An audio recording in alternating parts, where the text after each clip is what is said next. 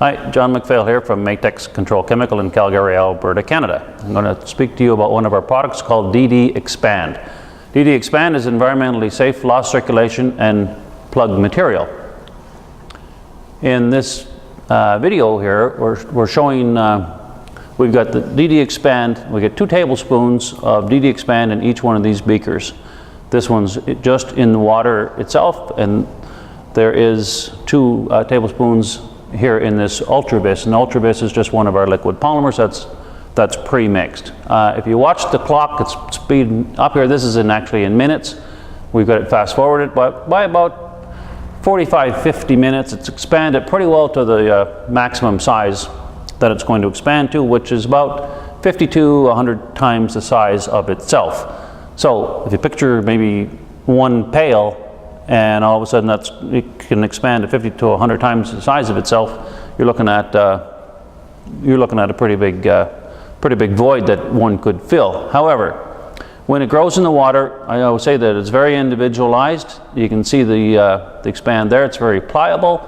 So there's a couple of ways to introduce this into the borehole. If you just put it in as you're drilling, it will grow as it's going down the hole, or if it's going out in through the zones, the fracture zones. And being that it expands and it's so pliable, it can actually force it into some small fissures in the hole, etc. And it'll stay there as long as you're drilling, and as long as you're drilling with polymer, especially. When it grows in the polymer here, it sucks the water. It needs water to grow, so it takes the water out of the polymer, and that's why it grows a little bit slower. But also you can see how unitized the whole clump becomes, and it's a good clump that you can put together, or a plug, or whatever you want to call it, that we can put down the hole and have it more stay into one centralized area when it grows in the polymer like this.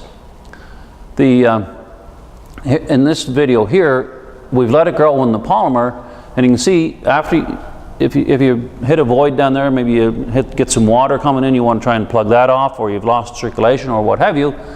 There's different ways of trying to regain that back. This is one here in this video. You can see we've pulled the tube out, then let the Xpand grow in the polymer. Now we're shoving it down the hole, and just be careful not to put too much in there, because you don't want it to stop and seal everything off in the inside of your drill pipe. But put some down there, and after you get it down, what we're going to do is just hook back onto this and pump it down into place and try to force it in there, and start your drilling again and see if you can regain your circulation.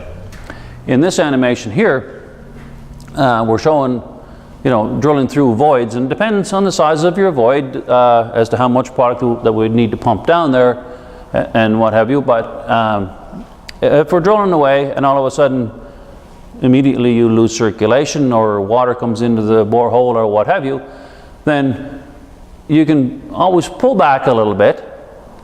Just put pump some Xpand down in there, and let it work its way down through the fracture or down through the void, depending on the size of the void. Again, if this was a mine shaft or something down there, we would have to put quite a bit down there to try and get your circulation back. So just using your imagination.